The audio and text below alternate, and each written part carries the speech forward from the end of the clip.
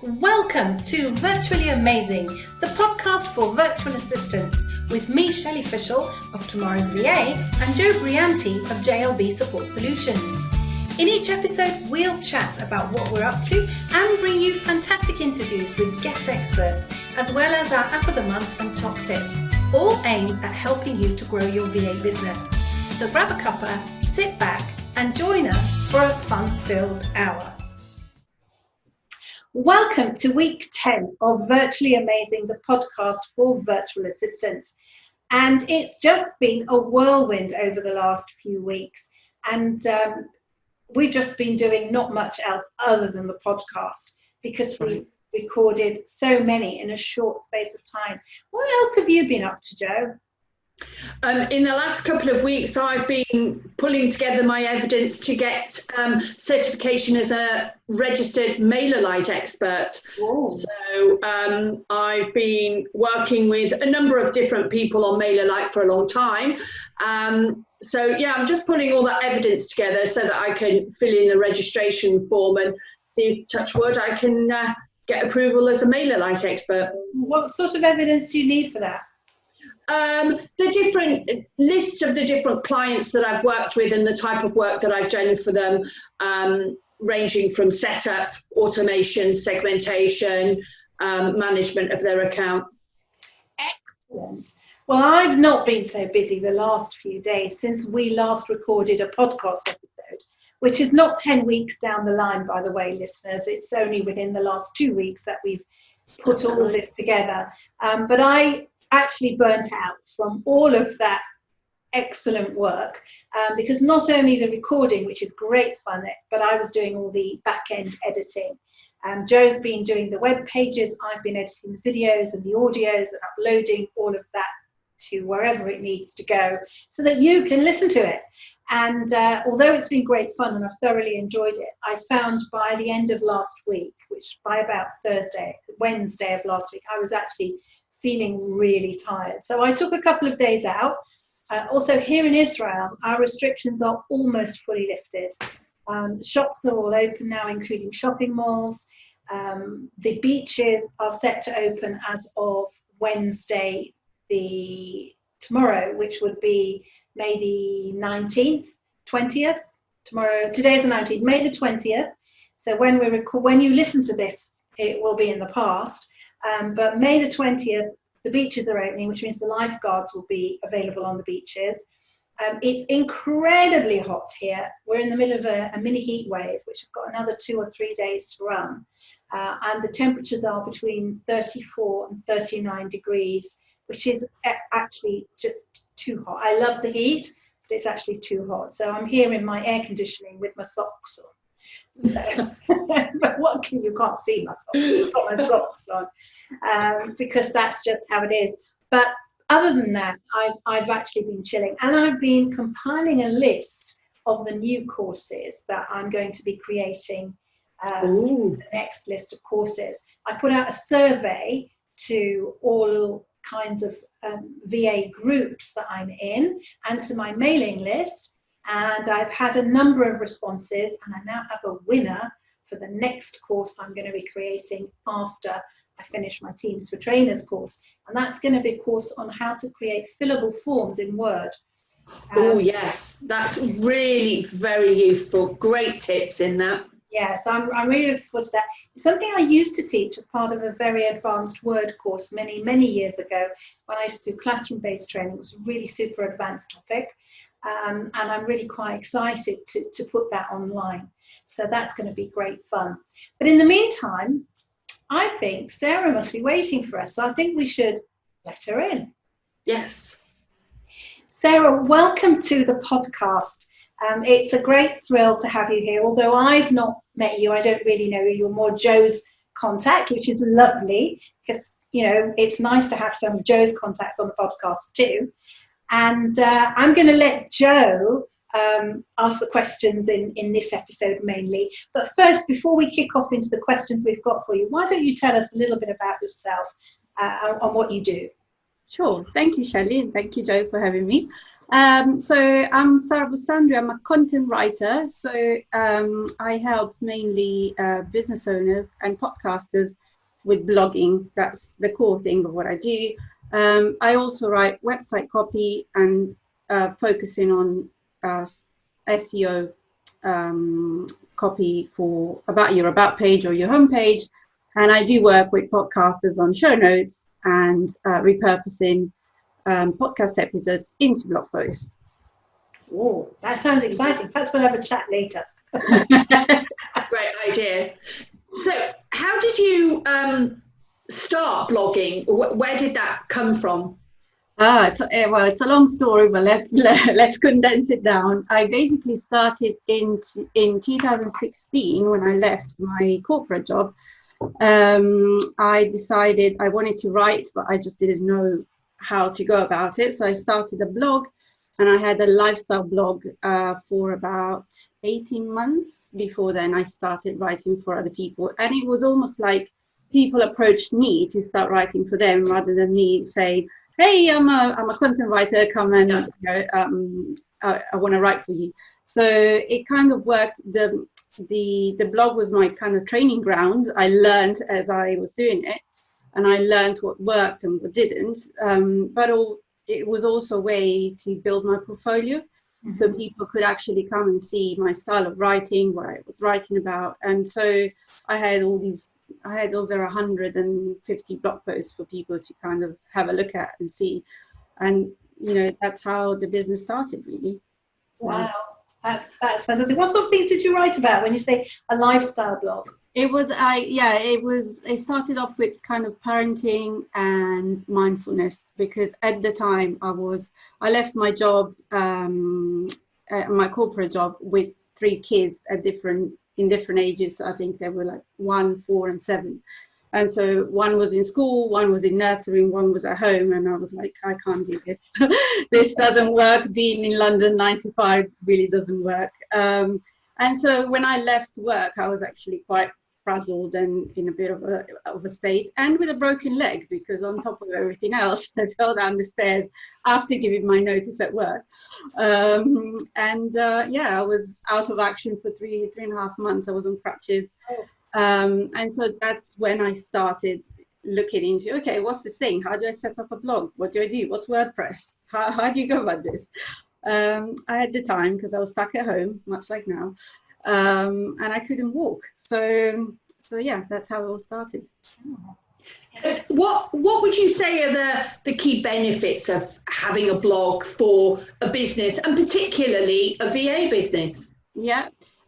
So I think you get a lot, specifically now. In 2020, everyone's talking about video, and there's a lot of people who are saying, don't bother with a blog. Everyone should be on video, and it's true. You should have if you can do video, you should by all means do that. But having a blog is still very relevant. There's still reasons why you should, and there's also a lot of noise online. And for people like us VAs who are service-based businesses, so we provide a service to your business, and we are very much the service, right? We are the service provider. So when people buy your services, they're buying into you really as a person. And so by blogging and having your content out there, you are showing people what kind of person you are, what kind of business owner you are, what kind of service provider you are, and also what what you specialize in. That gives you a chance to show off your expertise, and so people come to you because you are the right person for them, rather than, yes, there is a VA out there. You look at their website, it's very anonymous. There's no kind of content in there that allows you to say, oh, actually, I think I could get along with this person. So having content on your blog already kind of does some of the selling for you. When people come to your website, even if they're recommended by someone else, they'll come and check your website. And finding that content already allows them to kind of start making a decision as to whether you're the right person, you're the right expert for them. Because the last thing you want to do is just go to a VA and say, look, I've got this problem. I need someone to help me with this. Oh, well, I don't do that. I don't know anything about it. So it's almost like, you want to have the right person for the job. And having a blog allows you to show off your personality, your expertise, and show people that you are the right person for the job. But also there's still SEO, obviously, reasons for this. You know, you can still, it's getting harder and harder to be found on Google just through written content, unfortunately. Video is always at the top. If you notice now, when you do search, you know, the search results, when you do a search, the video is always right there at the top, just after the ads. Yeah. And then it's the blog post. But the written content is still there, and there's still reasons to have written content rather than video or podcast, which are very valid, but Google cannot kind of crawl through the content in your podcast or in your video. So all that Google knows is the tags and the descriptions and the titles, which is why these things are very important, that you have to choose them carefully, because that's all Google can read and pick up in order to return your content into the search results. So written content, when you have a blog post of 1,000 words or 1,500 words, that's full of keywords, that's full of words and phrases that Google can pick up to then rate your content, whereas in video they can't do that. And what sort of size? You mentioned there about sort of 1,000 words, 1,500 words.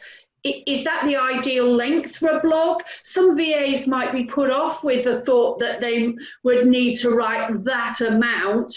And is there an option, if we didn't want to write that much, that we could combine video with written? Oh yeah, that's a very good idea. Adding video to your blog posts, it's a brilliant idea, because it allows people to spend more time on the page, and that sends Google a signal that says, oh, look, people are getting on this page and they must find value from it because they're spending lots of time on it. Meanwhile, you're watching a video, but Google doesn't quite know that. And then, it helps you to rank. But yes, the other point you mentioned, I know a lot of people are put off. I do workshops and I do training, and when I say to people, longer content, guys, everyone's like, oh, I can't do that. I don't want to do that. I don't have time for that. But it is unfortunately the truth. There is a lot of content on the internet. And so 10 years ago, you could get away with 300 words and 500 words and probably be at the top. And now an article of 500 words will never, ever make the first page of Google, because there's just people who are blogging continuously and adding, there are other people who have blogged about that keyword, and they have written more. And so Google will always try and return the piece of content that is the best piece of content for that particular search. That's what they want to do as part of their own mission and vision, right? And so you kind of always have to aim to write the best piece of content. There's some research going around in the marketing space. Every year, someone's been tracking the average amount that it takes content creators and influencers to write a blog post, and the amount it takes is going up year on year. And at the end of 2019, it was nearly 4 hours. So the average amount it takes a content creator to write a blog post is now around 4 hours. Wow. Which means it's not 500 word articles that we are putting out there. That is really, really interesting. That I've always sort of thought that you did do the smaller, so I'm really interested. Shelley, you do quite a lot of blogging. What sort of size do you write, and does that sort of make you think you might have to change your strategy a little? Well, my posts, I've been blogging for a very long time, very, very long time. So I first started in business in 2002. When I first set my first website, was hand-coded website. I don't know, I always had a blog of some sort. It was how-to articles, more than a blog, but effectively a blog. Yeah, a blog, yeah. So I've had one forever. I try and never to write less than 500 words. That's kind of like the minimum. And if I ask for a guest post, I'll say 500, because if you ask for more, it will put people off, as you say. And then, oh, no. But guest posts do get traction. I have VAs who guest blog for me every so often. And any VAs who are listening, if you'd like to have a guest post on Tomorrow's VA, do get in touch and let me know. Always welcome, because content helps us all, as I'm sure Sarah will confirm. But yeah, so I try a minimum of 500, aim for a bit more. I do work with a copywriter who we've interviewed as well. Yeah, he helps out too, because you're right, it takes a long time to craft a good article, and if writing is not what you're doing all day every day, it does take longer. So I'm very good at writing how-to articles. I can, churn them out, screenshots, do this, click that button, yes, this is what you want to do. But if I want to write an opinion piece or a controversial piece or whatever, it's going to take me a lot longer than that. But I feel quite strongly that blogging has really helped my business. So it's a great topic. Yeah. It's not something that I would give up. I wouldn't take it off my website, because if you don't have money to spend on SEO and on optimization, and you have to do it yourself, I think it's the best way to do it. And when I first had the website, digressing a little bit in my how-to articles, I am still, I think, one of the very few trainers who teaches Microsoft Office both on Windows and Mac. And I had some how-to articles about something or other in Word for Mac. I can't remember what it was now. And I got a client within about 3 weeks of that article going live. And the question was, can you help us deliver X, Y, Z? It was, when can you come and deliver X, Y, Z? Because she knew from my blog content I could do it. Yeah, so, that's really interesting. Yeah. And I'm sure that people check out as Sarah was saying, they do check out if do you walk the walk? Do you talk the walk? Whatever the saying is. Yeah. And so, Sarah, what do you do in terms of promoting and repurposing blog content? What recommendations could you give a VA who's using her time to create her blog? How can she maximize one blog piece of content? Yeah, so promotion is the bit where I fall down myself. I write the content and I'm like, I should really push it out. Social media is obviously the obvious answer. However, as I'm sure you guys know, but social media platforms are not interested in sending traffic to our websites. They're interested in keeping people on their platform. So whenever we share a link in our post, the algorithm for whatever platform it might be always kind of pushes that post down a little bit. So it will show it to less people than it would if you just wrote a little bit of post and with an image, for example. It depends on the platform. So like on LinkedIn, for example, your content is shown to more people if you don't use images, for example, for some strange reason. But generally speaking, if you add a link, the platform will kind of push your content down. So what else can you do, really? Promoting through your newsletter, if you have one, if you send a newsletter to your clients, it is obviously a good idea. This is all yours. You can do whatever you like inside your emails. If you have an email list, that is. Otherwise, if you could potentially even add it to the signature. You could, if you have your email signature and you say, my latest blog post, and then you put a link there. I think Shelley does it, don't you, Shelley? No, I don't have a link to the blog in there. I have a link to the website. Yeah. But when I was speaking at an event, then I'll change my signature before an event and have a link to that. But definitely, signatures in Outlook are underused. Yeah. So if you have a blog every 2 weeks, every week, you just kind of change it and send it out. But going back to social media, I mean, I wouldn't say just because if you put a link to your blog post, it's you kind of killing your reach a little bit. But there are other ways that you can promote your content, and for me, it's through repurposing. So what you do instead of, so say for example, you created a blog post on, your 5 best scheduling tools, for example, for clients. You could just send a link, have a Facebook post and say, oh, here's my latest post, have the link. Or you could say every day you kind of create a campaign where from Monday to Friday you talk about each of the 5 tools. So on Monday you say, this is my first tool and I recommend it because, so you kind of take some of the content from your blog post, but you embellish it, you kind of restructure it for the platform that you're on. So for example, on LinkedIn, I would start with something like a question that stops people from scrolling and kind of get their attention. Then you put the body of the text, this is what I want to talk to you about, essentially. And then at the end, you kind of add something that helps with engagement to try and get them to talk, your audience to talk back to you, because obviously that encourages the algorithm to show your post to more people.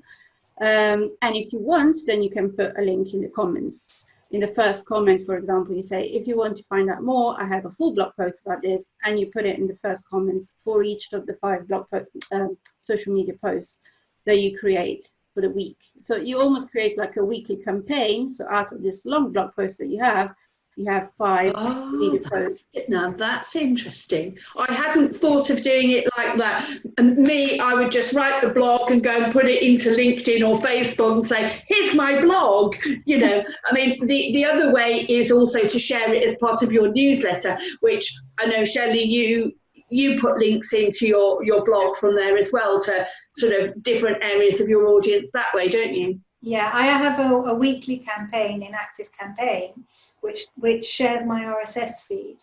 So on a Monday, if you're on my list, you'll get an email from me on every Monday with links to whatever blog posts have been published the previous week.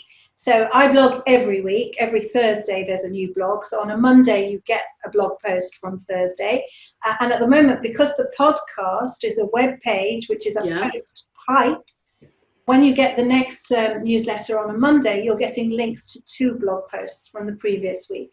So you've got the episode that goes live on Monday plus the Thursday one. I did a 30-day blogging challenge. So when people were getting the Monday blog, then they were getting links to the previous week's 7 days worth of blog posts. Most of the time it doesn't annoy people. Every so often people say, I don't want this anymore. Fine, if they don't want it anymore, they're not my client anyway. I've learned to deal with unsubscribes. I don't take them personally anymore. But don't unsubscribe if you do subscribe. Thinking of weekly, some of the VAs will listen to Shelley talking about weekly blogs and think, oh, how do I do that? Especially if they're thinking, I can't afford to take on a copywriter. What sort of timeline would you suggest? How often would you say is ideal for I was also in kind of, Shelley, going a weekly for such a long time. It is quite amazing. It is really good. And I know a lot of people get scared by when I say weekly, it's impossible.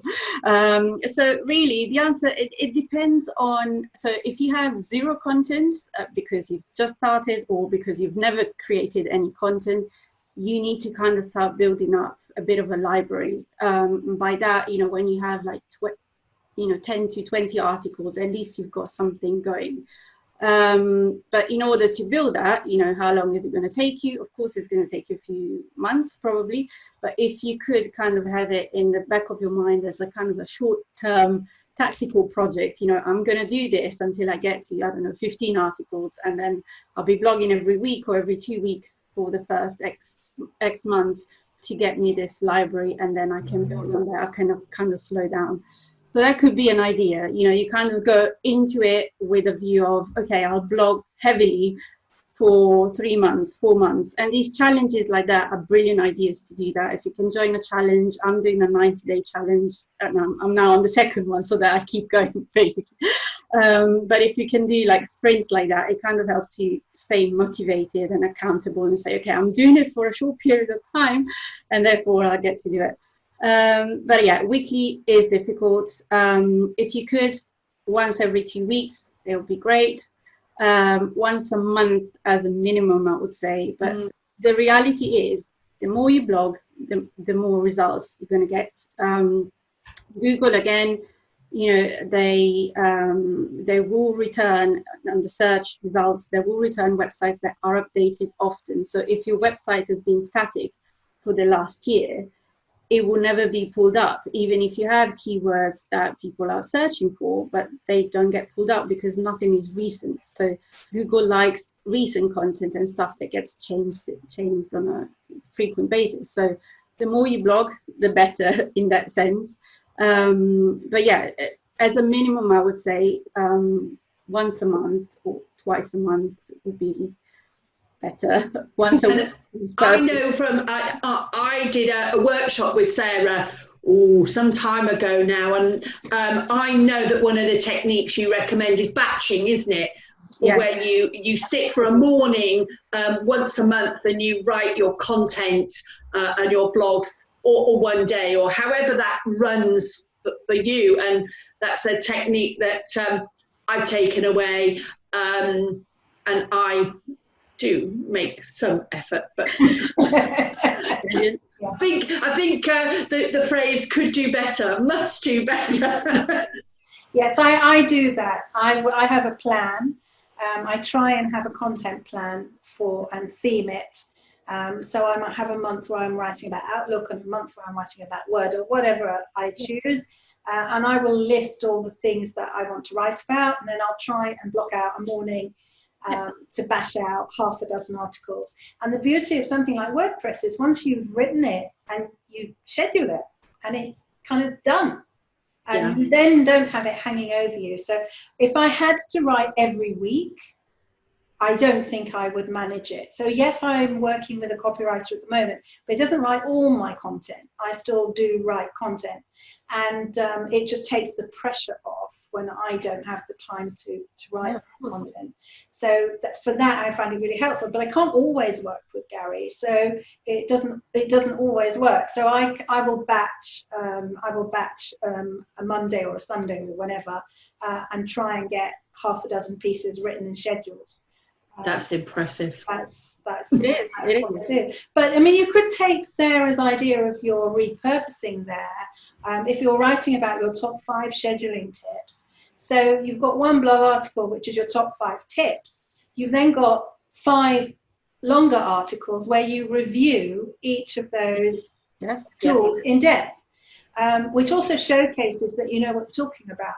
So in one morning, you could write 6 articles, your original plus your 5 individual ones. Yeah. And you could do that.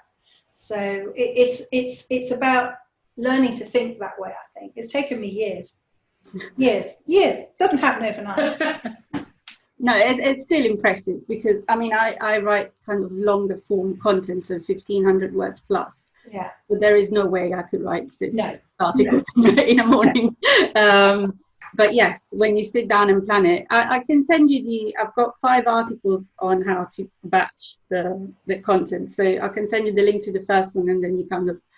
Oh, that we could put it on the page as a resource, and anybody that's listening can then follow that link. So that would be good. That would be really, really helpful. We can share that with the VA audience. So that'd be great if you can email us that. Fantastic.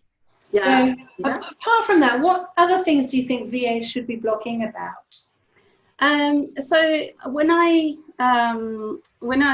teach my workshops, I always say we should all find, as business owners, kind of the sweet spot between content that works for SEO, content that works for your audience, and content that works for your business. So we need to be writing content that kind of our audience wants to read, so they're interested in, they want to know about. And obviously that kind of merges well with the SEO conversation, because obviously if people are searching for something, it means they're interested in it, they want to hear about it. So you know, for example, let's say you wanted to write a piece on you know, how to use MailChimp, which is huge and very generic, but you could then go on Google and say, if you literally type in how to use MailChimp, you then go in the section that says people also search for, and there's other suggested questions that real people have actually typed in. And then you might see that people have actually searched for how to use MailChimp with WordPress, or how to use MailChimp to send out a weekly newsletter. And so you can take that and go, okay, this is what I'm actually blogging about. And then you have all these topics that you can then create that's still related to MailChimp. But as you were saying earlier, you kind of think in that way of branching it out into a lot of different topics. So just going onto Google and seeing what people are actually searching for is a very easy way for you to kind of narrow down your ideas and blog more strategically about what people will be searching for. And then similarly, like when you have, I know as a content writer, I'm sure VAs do the same, have lots of discovery calls with people, with prospective clients. During these calls, people generally ask you questions, how does it work? What do you do? How do you do this? How do you do that? And so write down these questions, because if one person is asking you that question, another person will ask you this question, and if you can create blog content about this, you could potentially say to someone, well, look, we've got this discovery call scheduled for next week. Let me point you to this article about blah that is related to my business. And then if you have any questions about that, you can talk to me during, I can talk about it during the call. And so when you do have your call, this person is already in a different frame of mind, because they already know how you work. They already know how your business works and how it works with you specifically. And they potentially ask you less questions. Your call is shorter, and the outcome is positive from kind of the word go, in a way, because they already know all these things. And you're kind of reassuring them already, showing them that you're professional by having thought about this in advance, but also cutting down your time. So, it works for SEO because it's stuff that people are searching for. It works because they're real questions that people are asking. And it works because it works for you as a business. I have a blog post called, I think, how to create an editor login.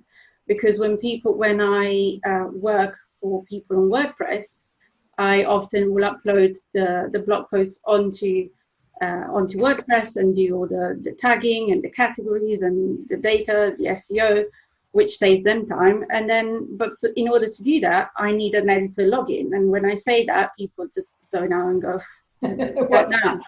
So I'm like, have my blog post. They showed you how to do it. And so it's kind of already done, and it saves them time, saves me time. I had to write it once.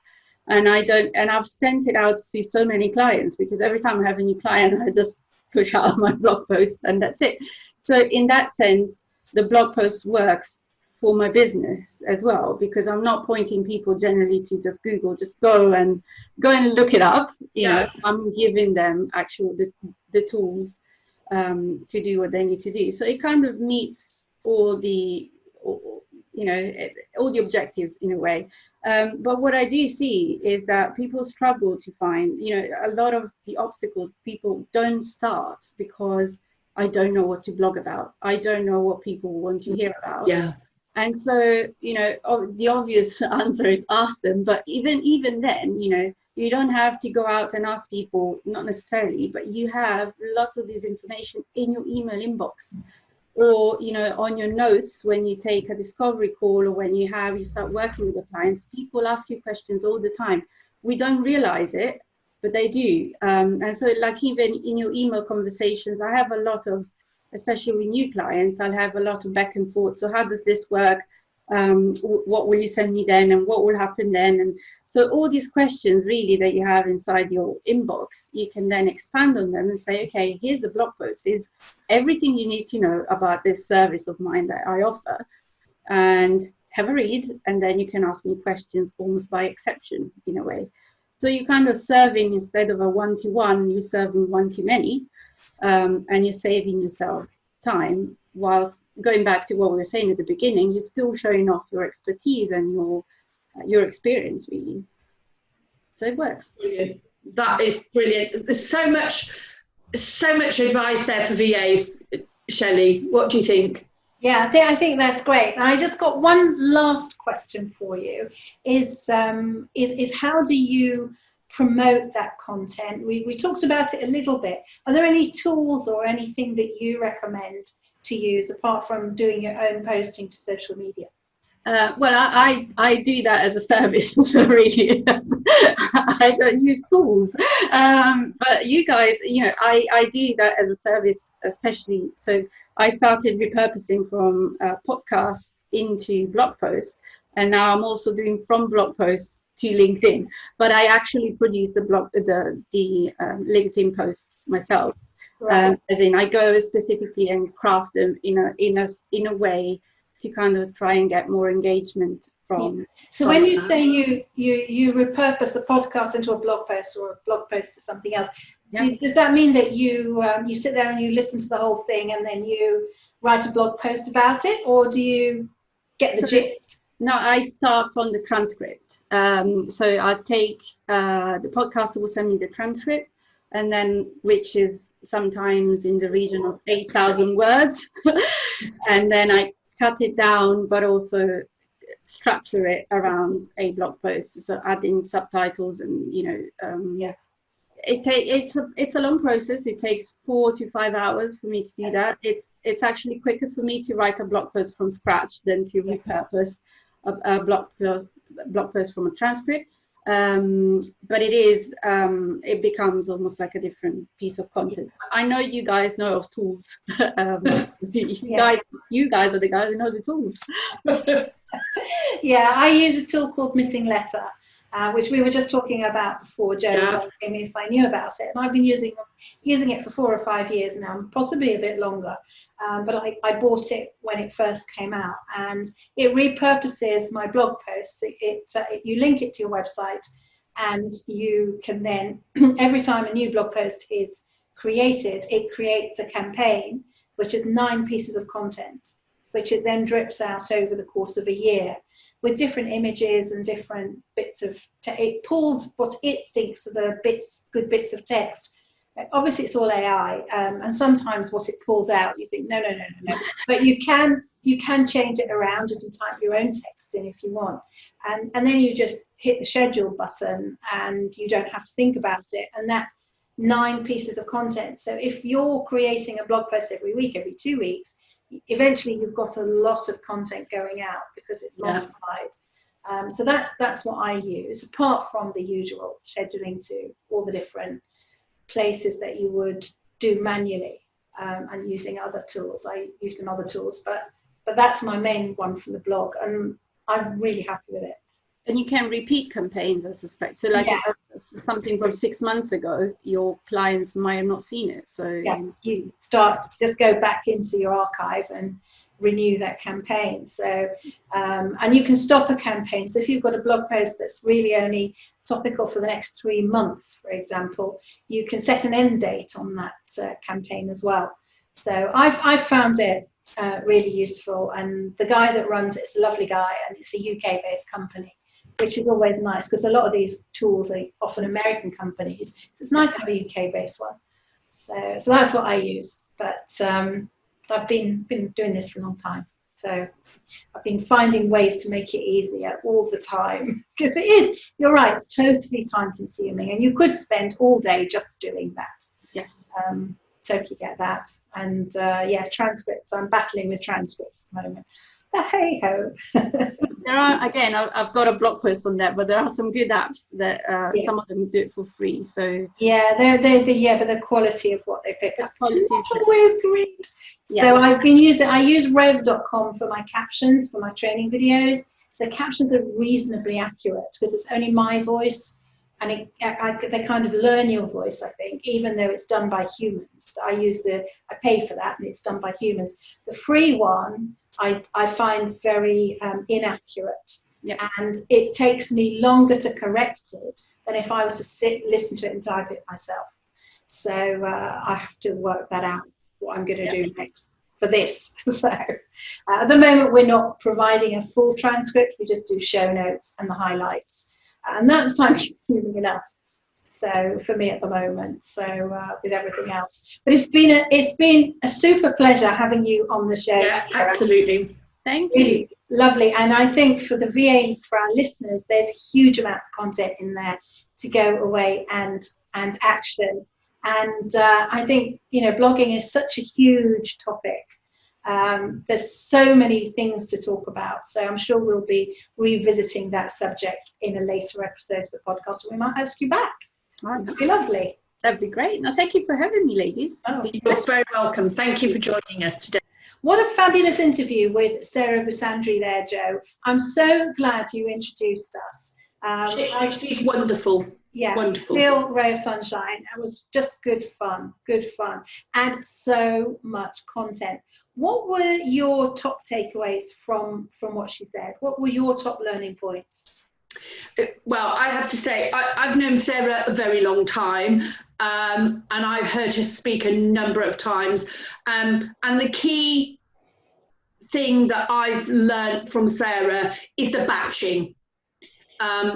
It's a very productive way of working. And if we link that into, the previous conversation we had with Kathy about batching, you get into a zone where, you talked a little bit in there about if you start your article with 5 top tips, and then each one of those tips can be expanded. If you're writing all of those at the same time, then you're in that zone and you're in that mode, A, to write, and B, to be focused on that particular topic and the various branches that you can use. That's a very good technique. Yeah, it's about being productive as well.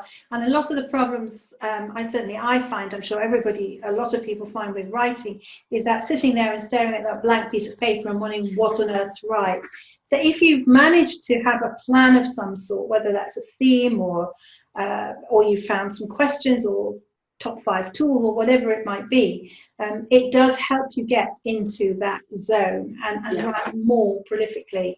And on the topic of writing, I wanted to talk about our tool of the week this week. Sorry, my brain's gone there. Tool of the week. I want to talk to you, Jo, about the blog post template in Microsoft Word.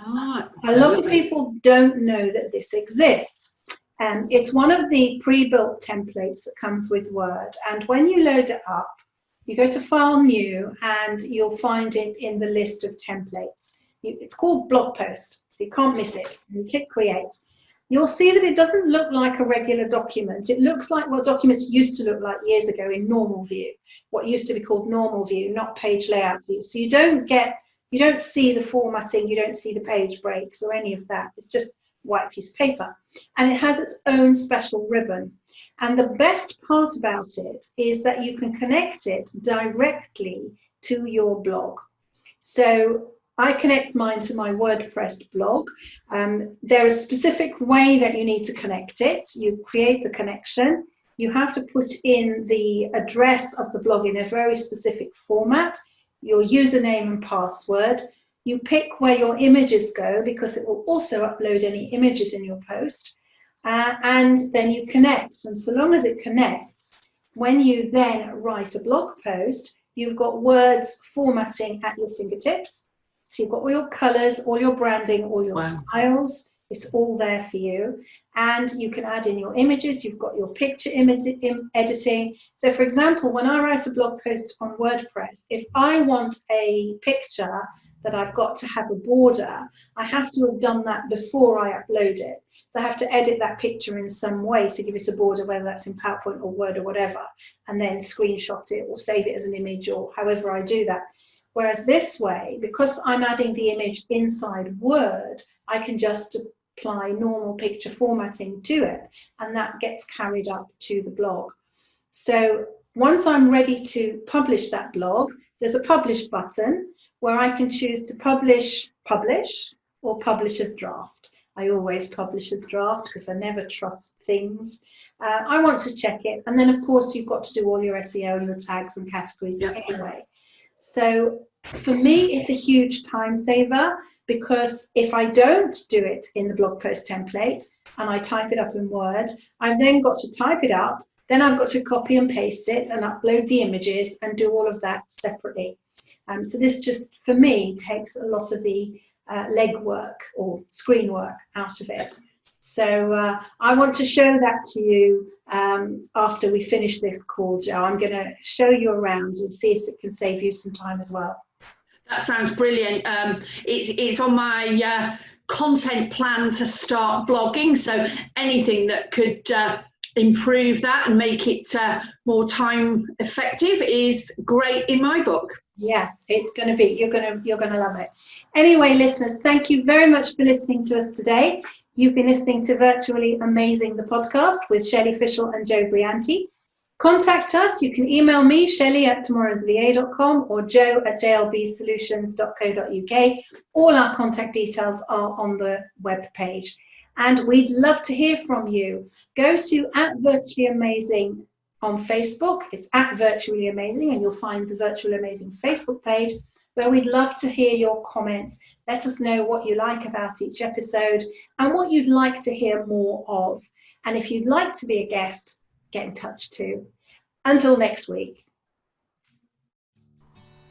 You've been listening to Virtually Amazing, the podcast for virtual assistants with Shelley Fishel and Joe Brianti. We look forward to seeing you or hearing you or you hearing us in the next episode, which is coming very soon.